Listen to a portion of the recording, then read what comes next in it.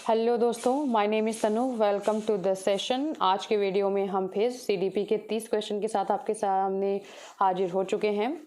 तो हम सीडीपी के 30 क्वेश्चन को करने वाले हैं और आज का जो क्वेश्चन पेपर है वो 12 जनवरी 2022 का है। तो हम 12 जनवरी का क्वेश्चन पेपर करेंगे। इसके बाद 17 जनवरी को पेपर हुआ था और 21 जनवरी को पेपर हुआ था। तो जनवरी का सीडीपी वाला पोर्शन भी आपका ख़त्म हो जाएगा। जैसे कि हमने जनवरी का ईवीएस वाला पोर्शन ख़त्म किया, वैसे ही हम अब सीडीपी का भी पोर्शन ख़त्म करने वाले हैं। तो मेरा आपसे ये क्वेश्चन रहेगा कि पहले मैं मैथ पेडागोजी और हिंदी पेडागोजी का भी जनवरी वाला सेशन ख़त्म करवाऊँ, या फिर पहले मैं सीडीपी और ईवीएस का दिसंबर वाला ख़त्म करवा के फिर मैथ पेडागोजी और हिंदी पेडागोजी स्टार्ट करूँ। तो आप ऐसा कमेंट करके बता सकते हैं, और अगर आप नहीं बताएंगे तो मैं अपने हिसाब से कर लूँगी। तो 12 जनवरी 2022 का ये सेशन है, ये पेपर है। और चलते हैं आज हम अपने पहले क्वेश्चन की तरफ। तो आज का पहला क्वेश्चन क्या है कि रूमी 18 महीनों में दो शब्दों का उच्चारण रूमी 18 महीने में दो शब्दों का उच्चारण कर सकती थी, जबकि पूजा ने 24 महीने में ऐसा किया। इसलिए पूजा का विकास पक्के तौर पर निलंबित है। अगला क्या है कि तो पहली बात तो मैं इस ऑप्शन को क्लियर कर दूं कि इसके पहले वाले भी क्वेश्चन पेपर में हमने देखा था और इसमें भी हम देख रहे हैं कि रूमी 18 महीने में 2 शब्दों का उच्चारण करती है, और जबकि पूजा जो है वो 24 महीने में क्या करती है, 24 महीने में ऐसा करती थी। तो ये विकास का निलंबन नहीं दिखा रहा है, ये दिखा रहा है कि विकास का जो रेट होता है वो अलग अलग होता है, जो कि विकास की जो दर होती है वो सभी बच्चों में समान नहीं होती है। कोई 18 महीने में ऐसा कर रहा है तो कोई 24 महीने में ऐसा कर रहा है। तो हर बच्चे में जो विकास की दर होती है वो अलग अलग होती है। आपने विकास के प्रिंसिपल में ये पढ़ा होगा कि विकास की जो दर होती है वो सार्वभौमिक नहीं होती है, वो अलग अलग होती है, हर बच्चे में अलग अलग हो सकती है। तो यही ऑप्शन दिखा रहा है। तो ये विकास जो है वो इसका निलंबित नहीं है, बल्कि विकास का जो दर होता है वो अलग अलग है।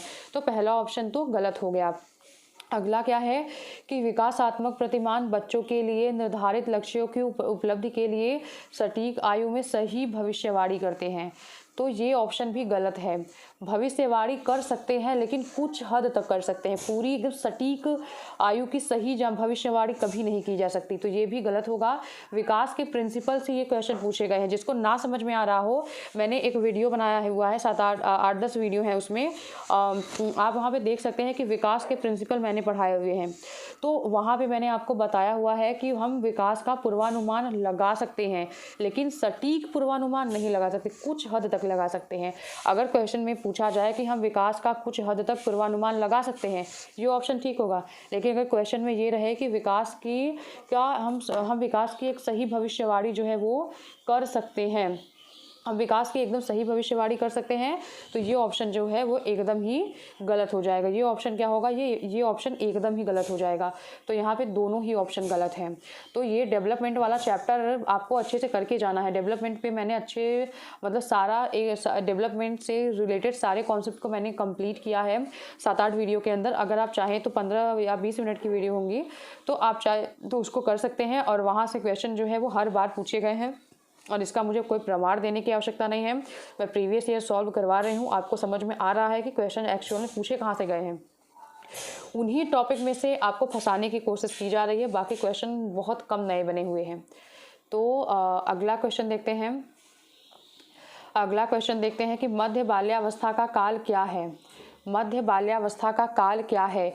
जन्म से 5 वर्ष तक का काल होता है, जन्म से 8 वर्ष तक का काल होता है, 6 से 11 वर्ष तक का काल होता है, 11 वर्ष व उससे अधिक का काल होता है, 11 वर्ष या उससे अधिक का काल होता है।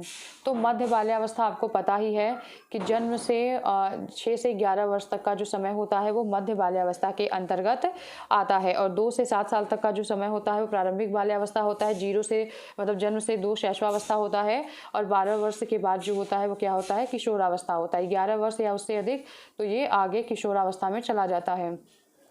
और इसमें जैसे कि कहीं कहीं पे लिखा होगा कि 6 से 12, मेन तो वही होता है 6 से 12, लेकिन ऑप्शन के हिसाब से आपको जाना है तो 6 से यहाँ पे 11 वाला ऑप्शन सही होगा।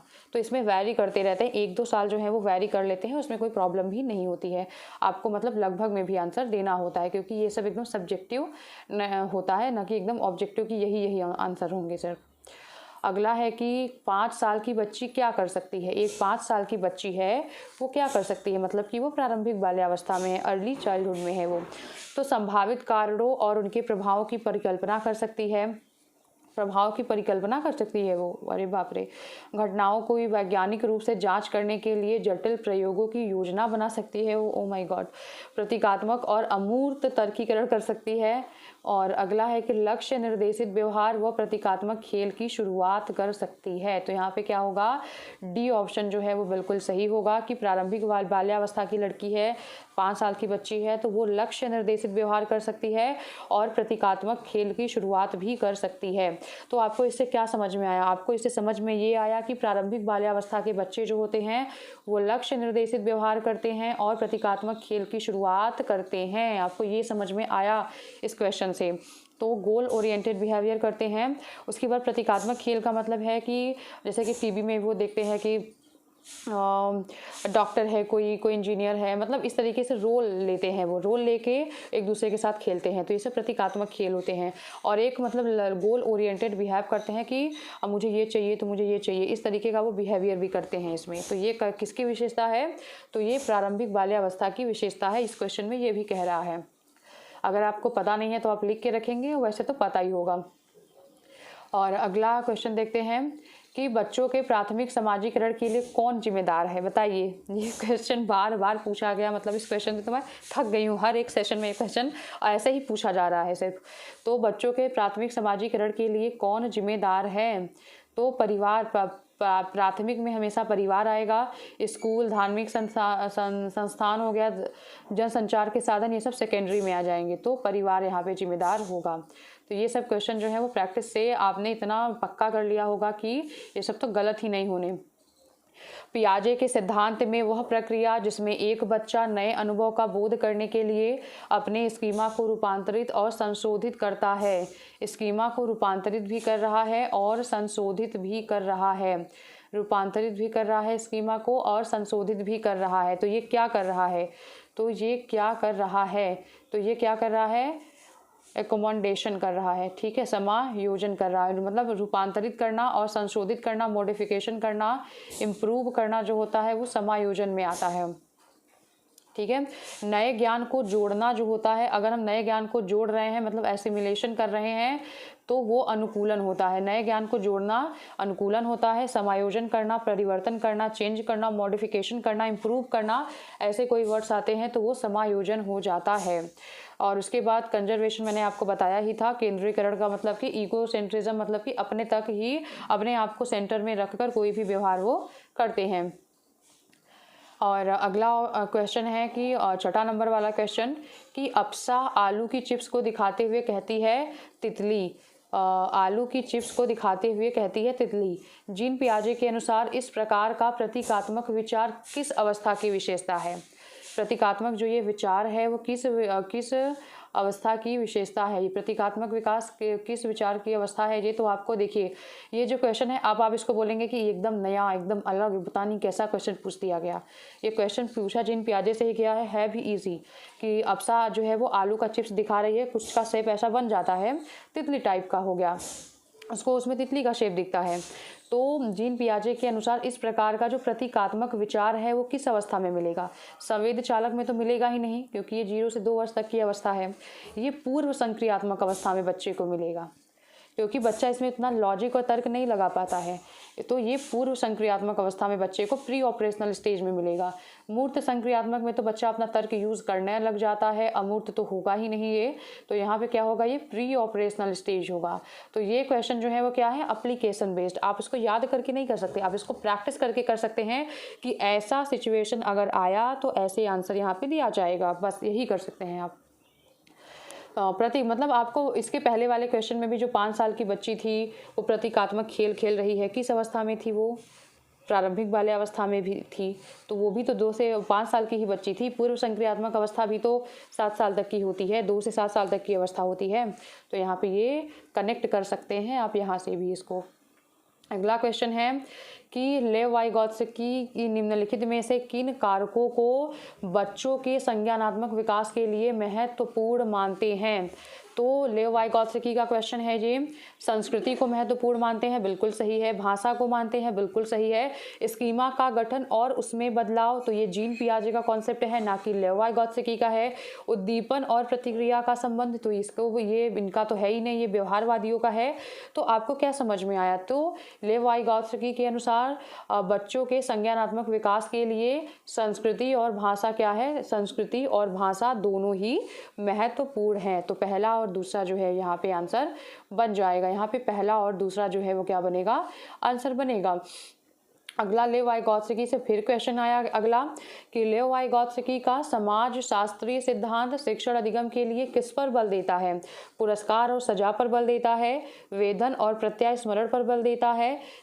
तो यहाँ पे पुरस्कार सजा की बात तो ये करते नहीं हैं, और वेदन का मतलब ड्रिल और प्रैक्टिस और बार बार प्रैक्टिस करने पे और रिकॉल करने पे तो ये बल देता नहीं है, तो ये भी नहीं है। और सहकर्मी बातचीत और पाठ पर बल देता है, तो ये बात ठीक है। अपने मतलब कि पीयर जो हमारे दोस्त हैं, जो हमारे साथ पढ़ते हैं, उनके साथ क्लासमेट के साथ बातचीत करें। और स्कैफ होल्डिंग का मतलब, पाड़ का मतलब स्कैफ होल्डिंग का मतलब होता है टेम्परेरी हेल्प। तो लेव वाइगोत्स्की का टर्म इसी से जुड़ा हुआ है, सहकर्मी बातचीत और पाड़ से। आप इसके इंग्लिश वाले वर्जन को जरूर देखिए, क्योंकि इंग्लिश वाले वर्ड जो है एक ही रहता है, स्कैफ होल्डिंग, सिर्फ स्कैफ होल्डिंग या टेम्परेरी हेल्प। लेकिन हिंदी में मचान, पाड़, फिर पता नहीं क्या क्या करके आता है। समरूपकों और कलन विधि, समरूपकों और कलन विधि का प्रयोग करते हैं, बिल्कुल भी नहीं। आपको यहाँ पे सी ऑप्शन के साथ जाना है। पीयर के साथ इंटरेक्शन करते हैं, पीयर इंटरेक्शन एंड स्कैफोल्डिंग की बात लेव वाइगोत्स्की करते हैं। तो ये देख रहे हैं कितना इजी क्वेश्चन है। इसमें सिर्फ उन्होंने किस टर्म का यूज किया है ये क्वेश्चन पूछा गया। तो अगर आपको लेव वाइगोत्स्की को पढ़ने से 2 क्वेश्चन आराम से, 2 मतलब पहले पेपर में आपको 2 से 3 कम से कम 5 क्वेश्चन आपको पहले पेपर में मिलेंगे, क्योंकि मतलब लैंग्वेज पेडागोजी में भी यहाँ से क्वेश्चन आते हैं। जब हम लोग लैंग्वेज पेडागोजी को सॉल्व करेंगे तो पता चलेगा आपको। अगला है कि एक बाल केंद्रित कक्ष में शिक्षक की कोई भूमिका नहीं होती, बिल्कुल गलत है ये।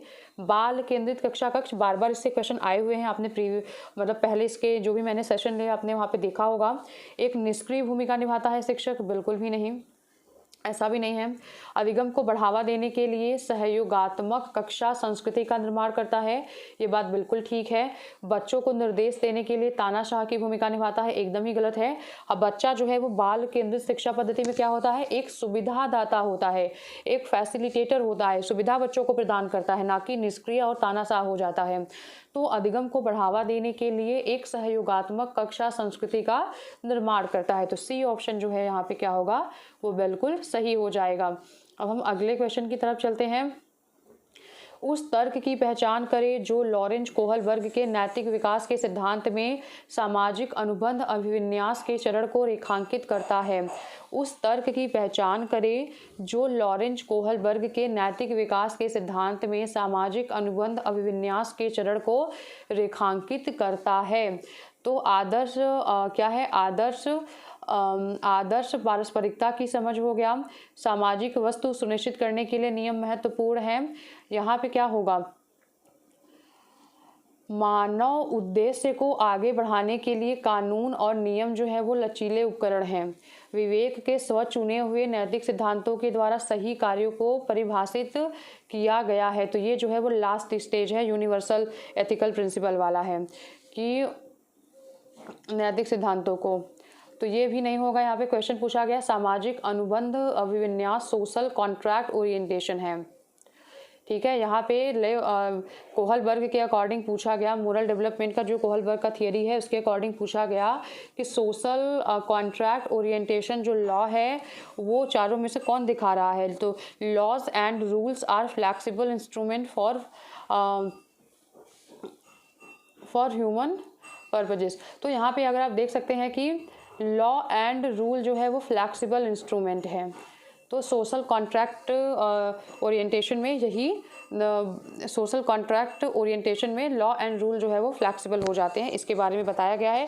अगर आपको डिटेल में पढ़ना है तो मैंने इसके लिए वीडियो अलग से बनाई है। अगर आपको फिर से उस वीडियो से समझ में नहीं आती है तो मैं एक बार फिर से वीडियो बना दूंगी 5-6 टॉपिक का। मैंने मतलब सोचा हुआ है कि एग्ज़ाम जैसे ही, और पहले हम प्रीवियस ईयर प्रैक्टिस कर लेते हैं, उसके बाद में जीन पियाजे लेवाइगॉत्स्की, उसके बाद कोहलबर्ग आरटीई एनईपी, और उसके बाद जो डिसेबिलिटी एक्ट 2016 आया था उसको, और एनसीएफ 2005, इन सब का मतलब कुछ सिलेक्टेड टॉपिक का 8 से 10 वीडियो में बना दूंगी रिवीजन के फॉर्म में, और उसके टॉपिक वाइज एक बार फिर से वहाँ पे भी क्वेश्चन मैं सॉल्व करवा दूंगी। लेकिन अभी पहले हमारा जो जर्नी है प्रीवियस ईयर की उसको कंप्लीट करते हैं। और ये जो सेल्फ चूजन प्रिंसिपल होता है वो हाई लेवल का हो जाएगा, ये भी नहीं होगा। तो यहाँ पे क्या होगा,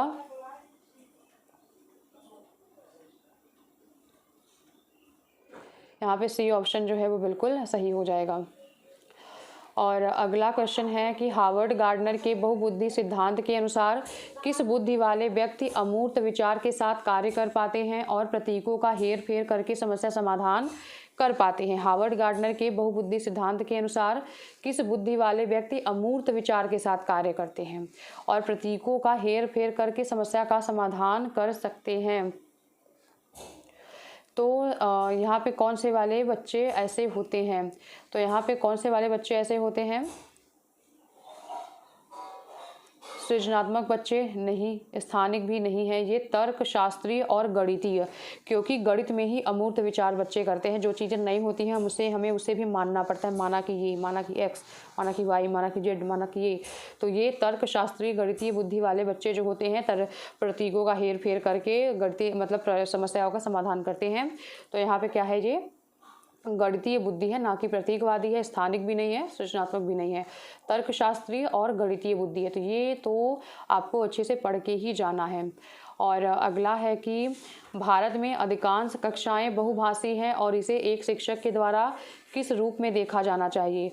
तो भारत में अधिकांश कक्षाएं जो है वो बहुभाषी है और इसे शिक्षक के द्वारा एक संसाधन के रूप में देखा जाना चाहिए। और ये जो क्वेश्चन है ये एक दूसरे तरीके से भी पूछा जा रहा है कि एनईपी 2020 में किसका मतलब किसकी बात करता है। तो एनईपी 2020 जो है वो बहुभाषावाद की बात करता है, मल्टीलिंग्विज्म की बात करता है।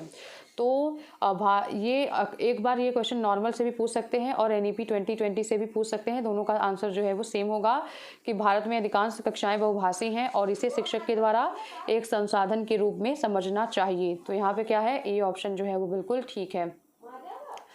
और अगला क्वेश्चन क्या है कि एक शिक्षक हमेशा लड़कों को फर्नीचर हिलाने जैसे कार्य करने के लिए कहता है और लड़कियों को कक्षा को साफ सुथरा करने के लिए कहता है, फर्नीचर को हिलाने हटाने, जैसे कि लड़कों में बल ज़्यादा होता है तो लड़के जो हैं वो फर्नीचर को हटाएंगे, ये करेंगे, और लड़कियां घर का काम करती हैं इसलिए वो साफ सुथरा करेंगी काम को, घर मतलब इस क्लासरूम को।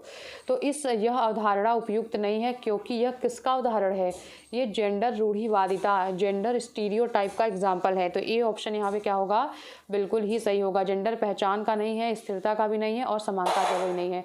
ये जेंडर स्टीरियोटाइप का एग्जाम्पल है कि किसी एक जेंडर को इस रोल में बांध देना जो कि बहुत सदियों से चली आ रही है कि लड़कियां घर का काम करेंगी, लड़के बाहर का काम करेंगे, मतलब इस तरीके का किसी भी रोल में बांध देना जो है वो ये स्टीरियोटाइप को दिखाता है। तो जेंडर रूढ़िवादिता है ये। अगला क्वेश्चन है, आकलन के संदर्भ में एनईपी 2020 क्या प्रस्तावित करती है। ये क्वेश्चन रिपीट किया गया है। विश्लेषण और आलोचनात्मक सोच जैसे उच्च क्रम के कौशल का परीक्षण करना, विश्लेषण और आलोचनात्मक सोच जैसे उच्च क्रम के कौशल का विश्लेषण करना, ये बात ठीक है। प्रत्यास्मरण आधारित वस्तुनिष्ठ प्रकार के परीक्षण, मतलब रिकॉल करने के लिए वस्तुनिष्ठ प्रकार के क्वेश्चन को लाना। आकलन के योगात्मक तरीके की नहीं बल्कि रचनात्मक तरीके की बात करते हैं। परीक्षाओं के लिए सीखना नहीं मतलब कि सीखने के लिए परीक्षा देना, इसकी बात करते हैं। तो यहाँ पे आपके पास कौन सा ऑप्शन सही बन रहा है, ए ऑप्शन। आपके पास कौन सा आंसर जो है वो सही है, ए ऑप्शन जो है बिल्कुल सही है कि विश्लेषण करना और आलोचनात्मक सोच मतलब क्रिटिकल थिंकिंग को बढ़ावा देने की बात करते हैं। जो क्रिटिकल थिंकिंग होती है वो हायर ऑर्डर थिंकिंग में ये आती है। तो यहाँ पे ए ऑप्शन सही है कि विश्लेषण और आलोचनात्मक सोच जैसे उच्च क्रम के कौशल का परीक्षण करना NEP 2020 के अकॉर्डिंग मूल्यांकन का उद्देश्य है। लेकिन आपने देखा कि मूल्यांकन का जो उद्देश्य से क्वेश्चन पूछा गया, हर बार ऑप्शन बदल दिया गया। तो आपको सिर्फ एक उद्देश्य याद नहीं रखना है, आपको जितने भी उद्देश्य मिल रहे हैं आप उसको एक साथ एक जगह नोट्स बना लीजिए और उसी को देख लीजिए, हो जाएगा। अब आप NEP 2020 पढ़ने जाएंगे क्या इसके लिए? उसमें तो बहुत बड़ा डॉक्यूमेंट है, आप उसको पढ़ते ही रह जाएंगे, पता ही नहीं चलेगा इसमें क्या पढ़ रहे हैं क्या नहीं पढ़ रहे हैं। तो क्वेश्चंस के अकॉर्डिंग अगर आप बनाएंगे तो आपका कल्याण हो ही जाएगा। अगला क्या है कि एक शिक्षिका अपनी कक्षा में व्यक्तिगत भिन्नताओं का अर्थपूर्ण ढंग से किस प्रकार ध्यान में रख सकती है? एक शिक्षिका अपनी कक्षा में व्यक्तिगत विभिन्नता का अर्थपूर्ण ढंग से किस प्रकार ध्यान रख सकती है? यह स्वीकार करके कि भिन्नताओं का अर्थ अभाव नहीं है। अकादमिक क्षमताओं के आधार पर बच्चों का नामांकन और पृथक्करण करना, बच्चों पर लेबल लगाना बिल्कुल गलत है। शारीरिक, हालांकि होता ऐसा ही है कि किसके कितने नंबर आए हैं उसके ऊपर लेबल लगा दिया जाता है, ये इसका रैंक 1 है, इसका ये है वो है, लेकिन ऐसा करना अच्छा नहीं है प्राइमरी लेवल पे। शारीरिक व दृष्टि से दिव्यांग बच्चों के लिए प्रस्तावित विशेष स्कूल में भेजना नहीं है, बल्कि हम समावेशी क्लासरूम की बात कर रहे हैं जिसमें हम सभी बच्चों को इंक्लूड करते हैं। अगला है कि कक्षा में एकल संस्कृति को प्रोत्साहित करके जिससे कि कक्षा में प्रतिस्पर्धा को बढ़ावा मिले। तो प्रतिस्पर्धा को बढ़ावा हमें नहीं देना है। हमारा यहाँ पे सही ऑप्शन क्या है कि यह स्वीकार करके कि विभिन्नताओं का अर्थ अभाव नहीं होता है, बल्कि वो एक संसाधन के रूप में कार्य करते हैं। उससे बहुत सारी चीज़ें जो है वो सीखी और सिखाई दोनों ही जा सकती हैं। तो यहाँ पे ए ऑप्शन जो है वो बिल्कुल सही होगा। अगला क्वेश्चन है 16 नंबर वाला कि समावेशी शिक्षा में किसकी आवश्यकता है? समावेशी कक्षा में सीखने के इन अनुकूल माहौल की आवश्यकता है, विद्यार्थियों का नामीकरण की आवश्यकता है और सीखने की का अनुकूल माहौल की आवश्यकता है, ठीक है। विद्यार्थियों का नामीकरण की आवश्यकता है, नहीं। विद्यार्थियों के अलगाव की अवस्था है, नहीं। रूढ़िवादियों को मजबूत बनाने की आवश्यकता है, नहीं, बल्कि समावेशी शिक्षा में सीखने के अनुकूल माहौल की आवश्यकता है। ए जो है वो बिल्कुल ही सही है। अगला क्वेश्चन है वो विद्यार्थी जिसमें ध्यान न्यूनतम अतिक्रियाशीलता विकार है, उनकी पहचान किस क्षेत्र में उनके सामने आने वाली चुनौतियों से किया जा सकता है? तो लिखित पाठ को समझना, किसी दिए गए कार्य को लंबे समय तक जारी रखना। तो देखो यहाँ पे ADHD की बात की जा रही है। ध्यान न्यूनता अतिक्रियाशीलता विकास का मतलब है ADHD attention deficit hyper activity disorder.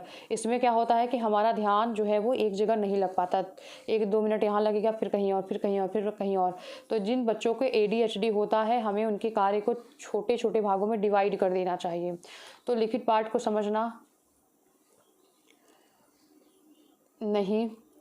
किसी दिए गए कार्य को लंबे समय तक जारी रखना, वो लंबे समय तक जारी रख ही नहीं पाएंगे क्योंकि उनका अटेंशन ही एक जगह नहीं होता। स्थितियों का अवबोधन और समझना, पर्याप्त ऊर्जा का स्तर जो है वो बनाए रखना। तो क्वेश्चन में पूछा क्या गया है कि वो विद्यार्थी जिसमें ADHD विकार है उनकी पहचान किस क्षेत्र में उनके सामने आने वाली चुनौतियों से किया जा। हाँ तो ठीक है, यहाँ पे इनकी चुनौतियाँ भी है क्योंकि वो लंबे समय तक किसी कार्य को जारी नहीं रख सकते हैं, वो उनका जो अटेंशन स्पैन होता है वो बहुत कम होता है। तो उनके कार्य को इसको सॉल्व कैसे कर सकते हैं, इनको जो भी कार्य प्रोजेक्ट जो भी चीज़ें दिया जाए उसको छोटे छोटे टास्क में डिवाइड किया जाए कि कोई भी टास्क 5 मिनट का हो, कोई 2 मिनट का हो, कोई 5-6 मिनट का हो। इस तरीके से ये किसी भी कार्य को लंबे समय तक जारी नहीं रख सकते। ये अगर किसी कार्य, इनके लिए सबसे बड़ी चुनौती होती है कि ये किसी कार्य को लंबे समय तक जारी नहीं कर सकते हैं। तो यहाँ पे क्या है, बी ऑप्शन जो है वो सही होगा। अगला क्या है, अगला क्वेश्चन है 18 नंबर वाला क्वेश्चन कि वो विद्यार्थी जिन्हें पठन क्षेत्र में अधिगम में कठिनाई होती है, जिनको पढ़ने में अधिगम में कठिनाई होती है और उनके सफल समावेशन के लिए निम्नलिखित में से किसकी आवश्यकता है? बहुभाषा विषयों की अनिवार्य शिक्षा की आवश्यकता है, भाषा विषयों से उचित छूट की आवश्यकता है, विद्यार्थियों के लिए दंड का बार बार उपयोग करने की आवश्यकता है, विद्यार्थियों से स्थायी अलगाव की आवश्यकता है। तो पढ़ने में उन्हें कठिनाई हो रही है तो उन्हें अलगाव की आवश्यकता नहीं है, बार बार दंड की भी आवश्यकता नहीं है। और उसके बाद बहुभाषा विषयों की अनिवार्य शिक्षा दिया जाए। तो इनको किसकी आवश्यकता है? भाषा विषयों में उचित छूट इन्हें दिया जाए।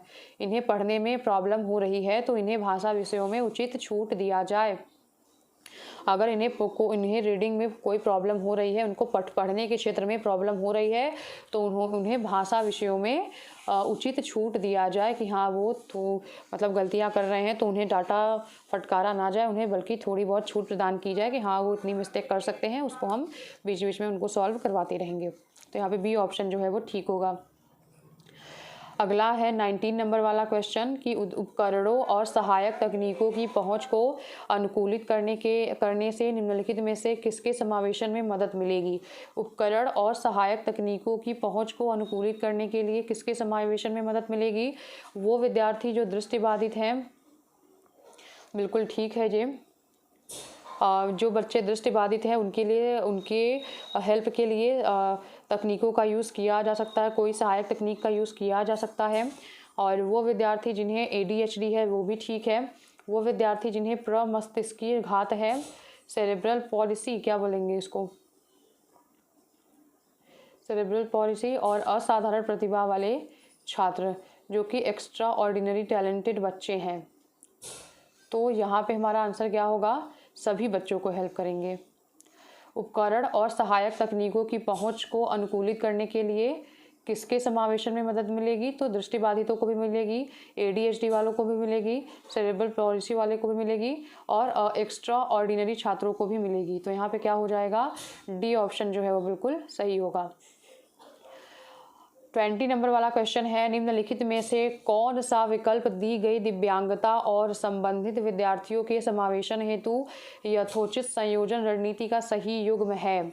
तो प्रतिभाशाली जो होते हैं वो आसान और बहुत ही सरल सामग्री उन्हें देना चाहिए, तो बिल्कुल गलत है। इन्हें चुनौतीपूर्ण कार्य दिया जाना चाहिए। अगर इन्हें बहुत आसान टास्क देंगे तो ये इंगेज नहीं हो पाते हैं क्लास में।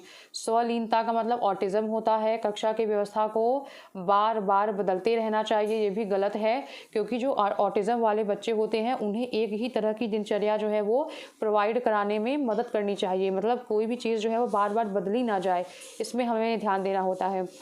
रीडिंग डिसऑर्डर इन बच्चों को है, उत्तम चित्रों के आधार पर कार्य दिया जाए। अगला है कि वाह कहानी जिनको बोलने में प्रॉब्लम है, धैर्य दिखाना और प्रतिक्रिया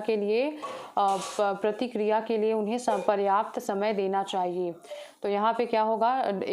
पठन, जिसको रीडिंग डिसऑर्डर है वो चित्रों को भी ध्यान से नहीं समझ पाएंगे।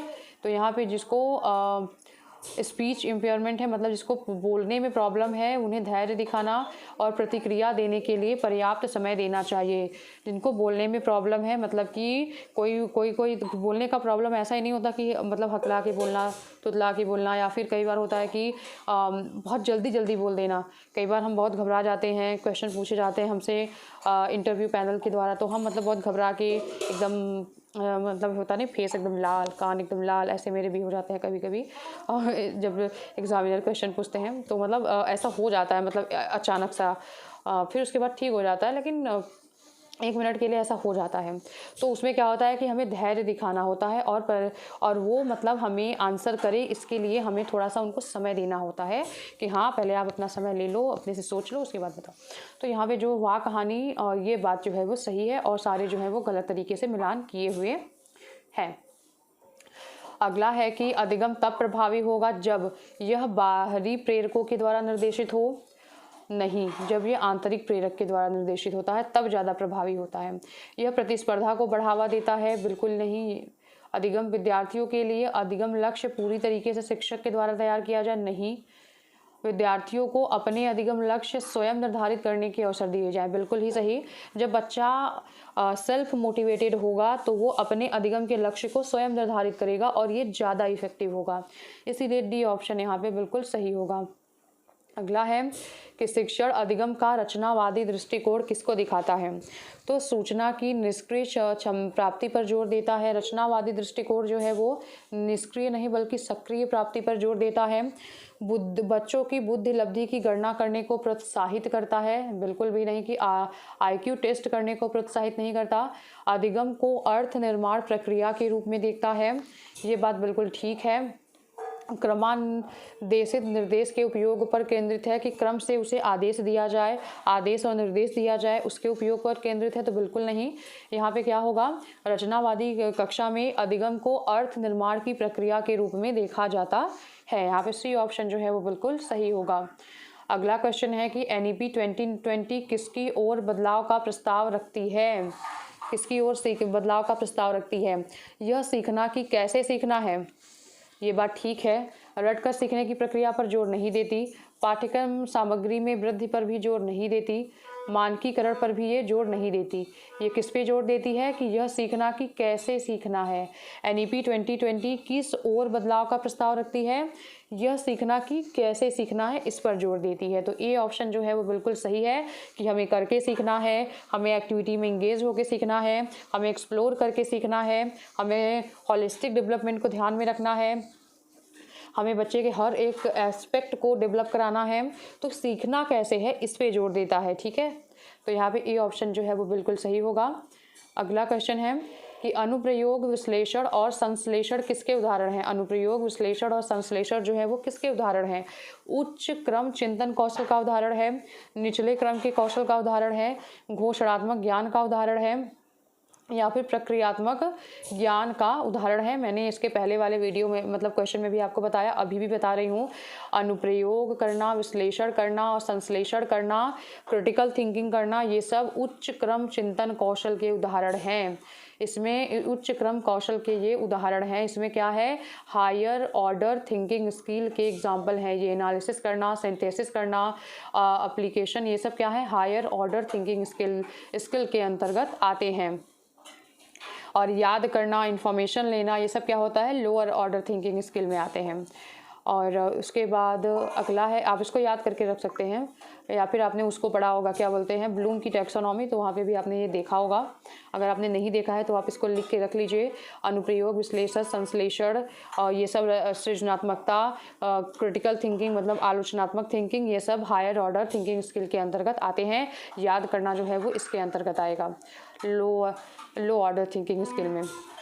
25 नंबर वाला क्वेश्चन देखते हैं कि विद्यार्थियों के द्वारा ग्रहण की गई वैकल्पिक अवधारणाओं को संबोधित करने के लिए निम्नलिखित में से क्या करना चाहिए? ऐसी परिस्थितियां बनाना जहां विद्यार्थी अपने विचार व्यक्त करने के लिए प्रतिबंधित महसूस करे, बिल्कुल गलत है ये। वो अपने आप को स्वतंत्र महसूस करे। विषय वस्तु को शिक्षक केंद्रित शिक्षा शास्त्र के माध्यम से पढ़ाना, बिल्कुल गलत। हमें बाल केंद्रित शिक्षा शास्त्र के माध्यम से पढ़ाना है बच्चों को। ऐसी परिस्थितियां उत्पन्न करना जहां विद्यार्थी वैकल्पिक अवधारणाओं को व्यक्त कर सके, ये बात बिल्कुल ठीक है। उन्हें ऐसी परिस्थितियां, ऐसी जगह प्रोवाइड कराना, उनको स्वतंत्र महसूस कराना कि बच्चे अपने विचारों को टीचर के साथ जो है वो शेयर कर सके, बातचीत उस पर कर सकें।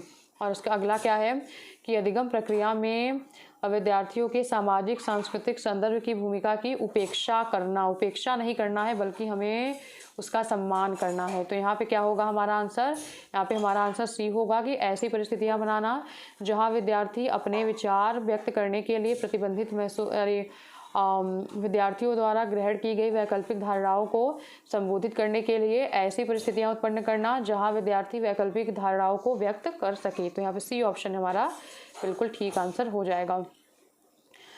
अगला क्वेश्चन है, निम्नलिखित में से किसे एक शिक्षिका द्वारा बढ़ावा दिया जाना चाहिए? महारत हासिल करने की दिशा में उन्मुख लक्ष्य को बढ़ावा दिया जाना चाहिए, परिहार उन्मुख महारत लक्ष्य को, प्रदर्शन की दिशा में उन्मुख, या फिर परिहार उन्मुख। तो क्वेश्चन में क्या पूछा गया है कि एक शिक्षिका को किस पे बल देना चाहिए, एक शिक्षिका को किस पे बल देना चाहिए? तो यहाँ पे जो है वो महारत हासिल करने की दिशा में उन्मुख लक्ष्य की ओर ध्यान देना चाहिए। मतलब कि कोई एक टॉपिक है उस पर अपनी पकड़ बनाने पर एक शिक्षिका को एक शिक्षिका द्वारा बढ़ावा दिया जाना चाहिए कि कोई भी एक टॉपिक है, लाइक कि मैंने बच्चों को एडिशन सिखाया तो बच्चे को इतना ज़्यादा उसमें इंगेज करना, उनको एक्टिविटीज़ से सिखाना, प्रैक्टिस से सिखाना कि बच्चे जो हैं वो मतलब एडिशन में महारत हासिल कर सके। तो यहाँ पे ए ऑप्शन जो है वो क्या होगा, बिल्कुल ठीक होगा। ये क्वेश्चन बार बार पूछे जा रहे हैं। अप्रोच ओरिएंटेड मास्टरी गोल, एक शिक्षिका को किसके लिए प्रमोट करना चाहिए, तो अप्रोच ओरिएंटेड मास्टरी गोल के लिए हमें प्रमोट करना चाहिए। यहाँ पे मास्टरी गोल है, ये ध्यान रखना, परफॉर्मेंस गोल के लिए नहीं। अगला क्वेश्चन है कि एक शिक्षक को अपने शिक्षार्थियों में की भावना पैदा करनी चाहिए, तो जुड़ाव की भावना पैदा करनी चाहिए। एक शिक्षक को अपने शिक्षार्थियों में जुड़ाव की भावना पैदा करनी चाहिए, बहिष्करण की नहीं, हीनता की भावना नहीं पैदा करनी चाहिए और अलगाव की नहीं, बल्कि एक शिक्षक को अपने शिक्षार्थियों में जुड़ाव की भावना जो है वो क्या करनी चाहिए, पैदा करनी चाहिए। अगला क्वेश्चन है 28 नंबर वाला क्वेश्चन है, सेकंड लास्ट क्वेश्चन है ये। शिक्षकों को ऐसे प्रश्न पूछने चाहिए जो विद्यार्थियों को उनसे जो अधिगम की अपेक्षा किया जाता है और जो वे पहले से जानते हैं के बीच संबंध स्थापित करने में सुसाध्य करे। बिल्कुल सही है। किसी भी टॉपिक को पढ़ाने से पहले हमें बच्चों के पूर्व ज्ञान को हमेशा चेक करना पड़ता है और जितना वो जानते हैं उससे जोड़कर हमें नए ज्ञान को उनके सामने प्रस्तुत करना होता है। तो ये बात बिल्कुल ठीक है। पूर्व ज्ञान नई अवधारणाओं के अधिगम में कोई भूमिका नहीं निभाता, बिल्कुल गलत स्टेटमेंट है। पहला स्टेटमेंट सही है, दूसरा जो है वो गलत है। पूर्व ज्ञान जो है वो नई अवधारणाओं के अधिगम में बहुत ही महत्वपूर्ण भूमिका निभाता है, तभी बच्चे जो है वो कनेक्ट करते हैं और तभी वो सीख पाते हैं।